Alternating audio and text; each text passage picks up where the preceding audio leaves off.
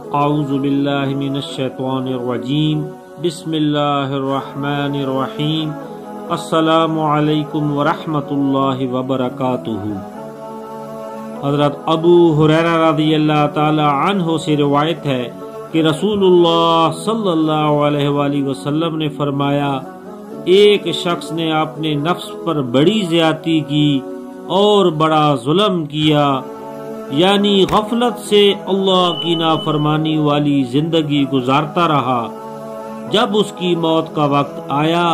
تو اپنی پچھلی زندگی کو یاد کر کے اس پر اللہ کے خوف کا بہت زیادہ غلبہ ہوا اور آخرت کے برے انجام سے وہ بہت ڈرا، یہاں تک کہ اس نے اپنے بیٹوں کو وصیت کی کہ جب میں مر جاؤں تو تم مجھے جلا کر راکھ کر دینا، پھر تم میری اس راکھ میں سے آدھی تو کہیں خشکی میں بکھیر دینا اور آدھی کہیں دریا میں بہا دینا، تاکہ میرا کہیں پتہ نشان بھی نہ رہے اور میں جزا سزا کے لیے دوبارہ زندہ نہ کیا جاؤں۔ اس نے کہا کہ میں ایسا گنہگار ہوں کہ اللہ کی قسم، اگر خدا نے مجھے پکڑ لیا تو وہ مجھے سخت عذاب دے گا جو دنیا جہان میں کسی کو بھی نہ دے گا۔ اس کے بعد جب وہ مر گیا تو اس کے بیٹوں نے اس کی وصیت پر عمل کیا، جلا کر اس کی راکھ کو کچھ ہوا میں اڑا دیا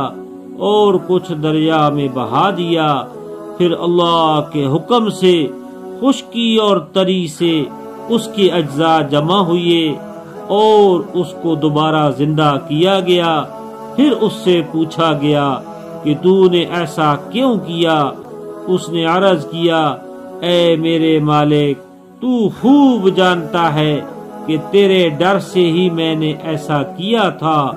رسول اللہ صلی اللہ علیہ وآلہ وسلم نے یہ واقعہ بیان فرما کر ارشاد فرمایا